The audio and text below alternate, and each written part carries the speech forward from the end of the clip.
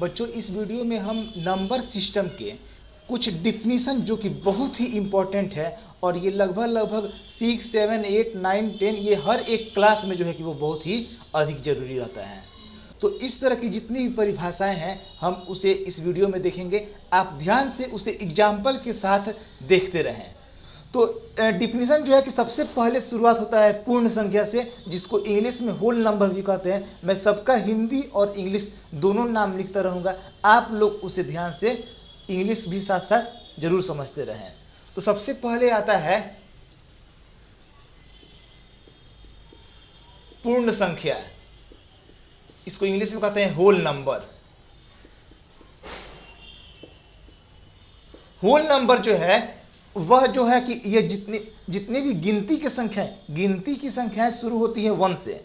अगर हम कहते हैं कि आप काउंटिंग सुनाइए तो 0 से नहीं सुनाइएगा, 1 से सुनाइएगा। 1 2 3 4 5 100 101 102 इनफिनाइट तक जाते रहता है। तो गिनती की संख्या के पहले 0 ऐड कर दें, अगर 0 लगा दे तो उसको कहते हैं हम होल नंबर कहते हैं, पूर्ण संख्या कहते हैं। यानी 0 से शुरुआत होता है, 0 1 2 3 4 डॉट डॉट डॉट ये बढ़ते जाएगा। जो सेकंड नंबर है प्राकृत संख्या,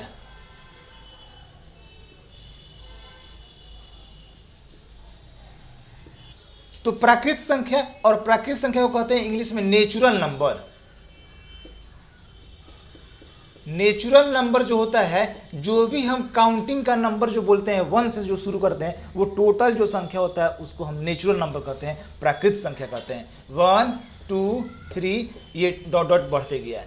ध्यान दीजिएगा, मैं आपको डिफिनीशन भी बोलते जा रहा हूँ। डिफिनीशन भी अगर आप चाहें नोट करना तो नोट कर सकते हैं, लेकिन इसको मेन समझना एग्जाम्पल पर है, क्योंकि इसका हमको जरूरत हर एक चैप्टर में ज़्यादातर मिल ही जाता है, जरूरत पड़ता ही है इसका। जो थर्ड नंबर डिफिनीशन आता है वो होता है सम संख्या। सम संख्या को कहते हैं इवन नंबर।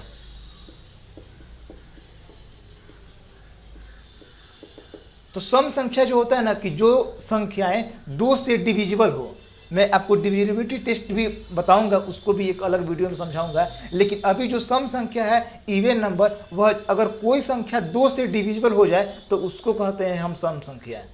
और 2 से डिविजिबल कब होता है? जब इकाई अंक, जो इकाई अंक हो, इकाई अंक यानी कि अंतिम का जो अंक है वह 0 2 4 6 8 अगर होता है तब उसको कहते हैं हम सम संख्या। सम संख्या कहाँ से शुरू होता है? 2 से शुरू होता है। 2 4 6 8 ऐसे ही बढ़ते जाता है, इन्फिनाइट तक जाता है। 2 से शुरुआत होता है। सबसे छोटी सम संख्या 2, सबसे छोटी प्राकृत संख्या 1, सबसे छोटी पूर्ण संख्या क्या होती है? 0।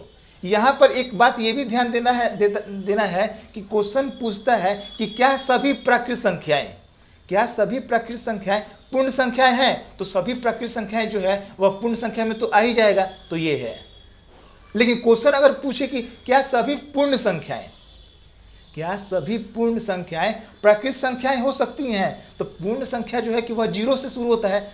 0 तो आता नहीं है प्राकृत संख्या में, तो सभी पूर्ण संख्याएं प्राकृत संख्याएं नहीं हो सकती हैं। लेकिन प्राकृत संख्याएं जो है वह पूर्ण संख्या हो सकता है, क्योंकि 1 से शुरू हो रहा है और इसमें भी 1 से शुरुआत है, 1 है मतलब इसमें भी, तो इसलिए प्राकृत संख्याएं पूर्ण संख्याएं हो सकती हैं। तो थर्ड डिफिनेशन हो गया सम संख्या। चौथा नंबर जो आता है विषम संख्या।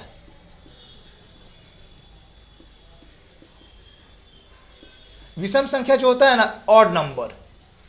इंग्लिश भी साथ साथ नोट करते रहें, समझते रहें तो सही रहता है। ऑड नंबर जो होता है ना, कि वैसी संख्याएं जो 2 से डिविजिबल न हो, 2 से डिविजिबल न हो। और इसका जो होता है कि इकाई अंक जो होता है,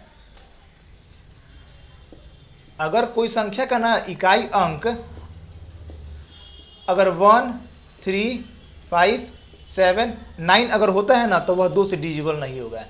1 यहाँ पर हो जाएगा, 3 5 7 9 11 13 ऐसे ही बढ़ते जाएगा।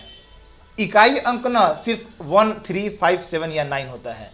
तो ऐसी संख्याएं जो 2 से विभाजित न हो उसको कहते हैं विषम संख्या, जो 2 से डिविजिबल हो उसको कहते हैं सम संख्या। तो अभी तक मैंने 4 डिफिनेशन आपको बताया।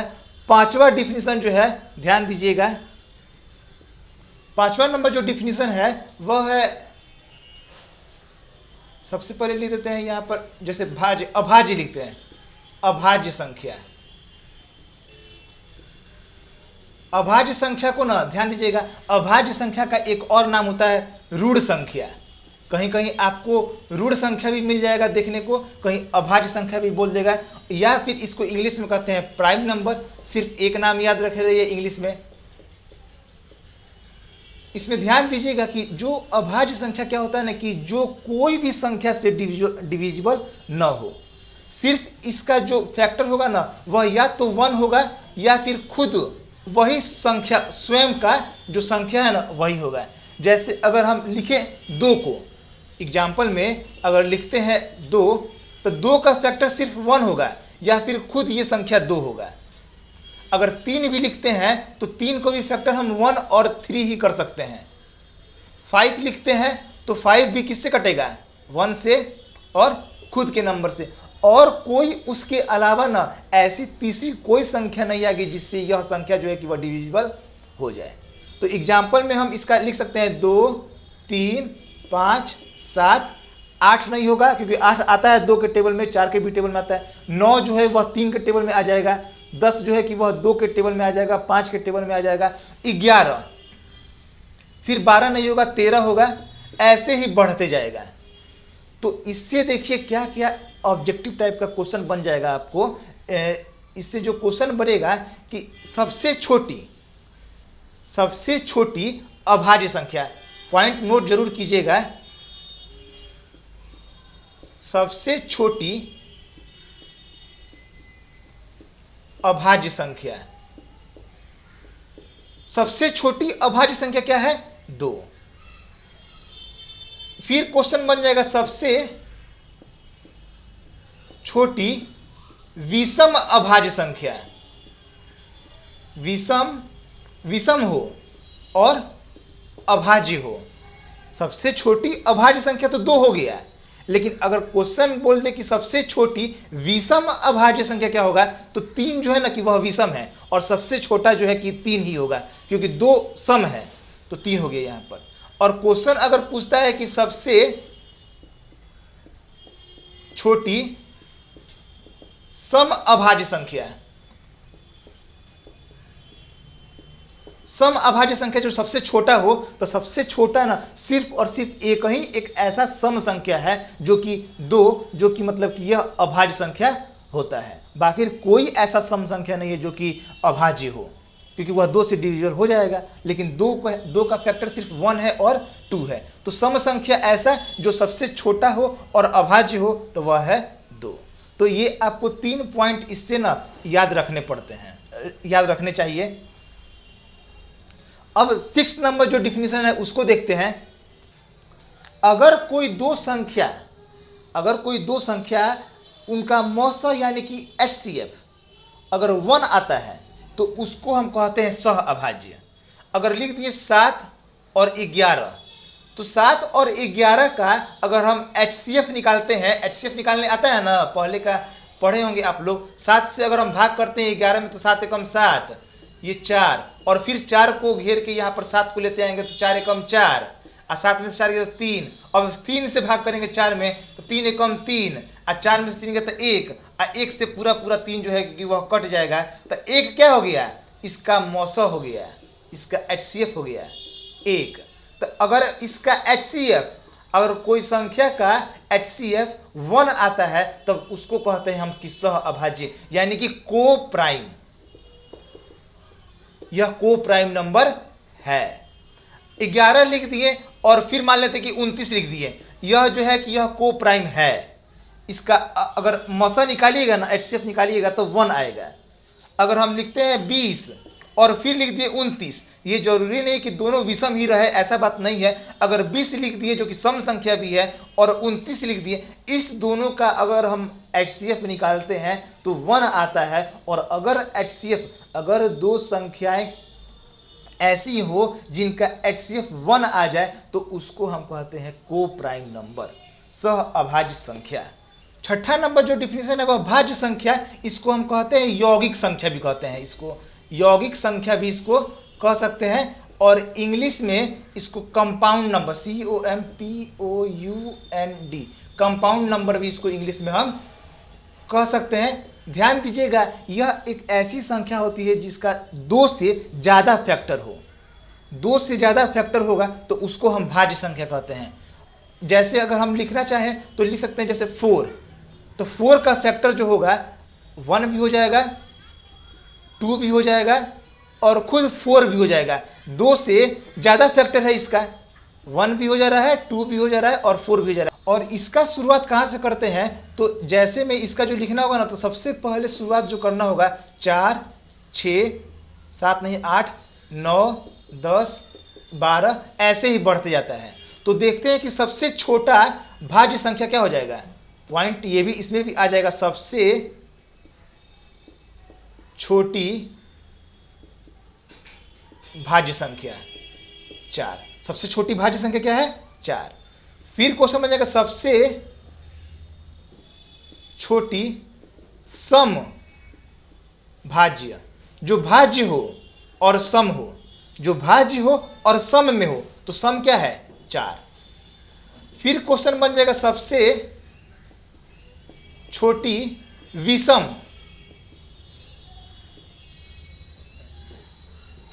विषम भाज्य संख्या, ऐसी संख्या जो विषम हो और भाज्य भी हो।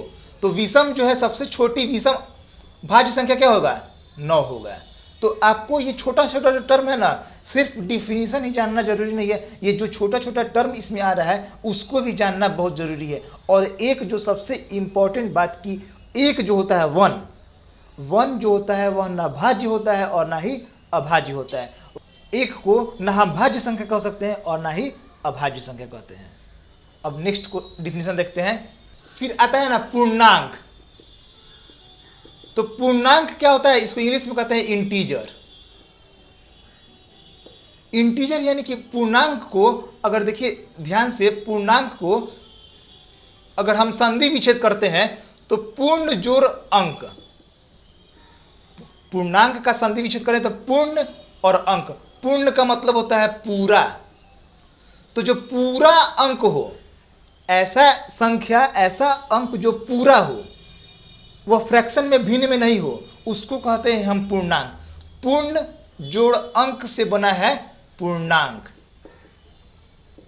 तो जैसे लीजिए 3, 5, 7, -2, 0, ये सब एक पूरा अंक है। अगर हम कोई नंबर लिखते, जैसे मान लेते कि 15/7 लिख दिए, तो ये पूर्णांक नहीं है, यह पूर्णांक नहीं है, यह पूरा पूरा अंक नहीं है, यह भिन्न, इसको कहेंगे हम भिन्न में, यह भिन्न है, पूर्णांक नहीं है। यह किसमें है, फ्रैक्शन में। पूर्णांक तभी होगा जब वह पूरा पूरा कट जाए। जैसे मान लेते कि 15/5 लिखते हैं, तो इसको काटे तो 5 3 15, यह पूरा पूरा नंबर कट गया, तो यह पूर्णांक में हम कह सकते हैं कि 15/5 जो है कि वह 3 में कन्वर्ट हो गया, तो यह पूर्णांक है। लेकिन 15/7 है उसको हम कहेंगे भिन्न, यानी कि फ्रैक्शन। तो पूर्णांक आपको समझ में आ गया होगा कि पूर्णांक क्या होता है, एक पूरा अंक होता है। और पूर्णांक जो होता है वह पॉजिटिव में भी हो सकता है और निगेटिव में भी हो सकता है। अगर 3, 7, 10, 5 ये सब पॉजिटिव में हो गया, -3, -7, 9, -5 ये सब जो है कि निगेटिव हो गया। तो इंटीजर्स जो होते हैं, जो पूर्णांक होते हैं, वह पॉजिटिव में भी हो सकते हैं और निगेटिव में भी हो सकते हैं। अब नेक्स्ट डेफिनेशन देखते हैं। अब उसके बाद जो आता है ना, वास्तविक संख्या। ये कहीं कहीं बुक में चैप्टर भी होता है जी, वास्तविक संख्या। वास्तविक संख्या जो होता है ना, ध्यान दीजिएगा, वास्तविक संख्या आपने एक पढ़ा होगा नंबर लाइन, संख्या रेखा। ये बीच में 0 होता है और इधर की तरफ जो टर्म आता है वो माइनस में आता है, 0 के बाएं तरफ जो होता है, और इधर की तरफ होता है प्लस में। इसके बीच का जो डिस्टेंस होता है वो बराबर होता है। और ये जो होता है ना, संख्या रेखा पर दुनिया का कोई ऐसा संख्या नहीं है जो संख्या रेखा पर नहीं दिखा दे। आप कोई नंबर सोच लीजिए, 3/5, 3.5, 0.7, 0, 1, -5 -√3, दुनिया का कोई संख्या आप सोच ना लीजिए, टोटल संख्या जो होता है वह आपको नंबर लाइन पर मिल जाएगा। संख्या रेखा जिसको कहते हैं संख्या रेखा, नंबर लाइन, इस पर आपको मिल जाएगा। तो इसलिए हम कह सकते हैं कि संख्या रेखा पर उपस्थित सभी संख्याएं वास्तविक संख्याएं कहलाती हैं। नोट करना चाहें तो आप नोट कर सकते हैं डिफिनीशन।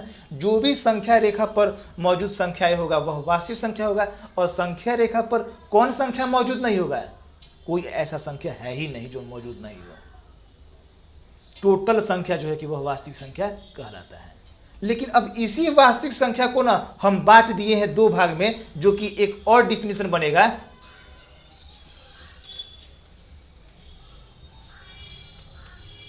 एक होता है परिमेय संख्या और एक होता है अपरिमेय संख्या।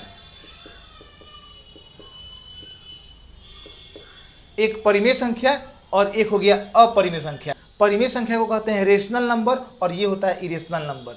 जो परिमेय संख्या होता है ना उसको हम p/q के रूप में लिख सकते हैं, और where q is not equal to 0, जो q है वह 0 के बराबर नहीं होना चाहिए। जैसे लिख दिए 3/5 -7/2, रूट में लिख दिए मान लेते हैं कि 16, तो इसका मान तो निकल जाएगा 16 का 4।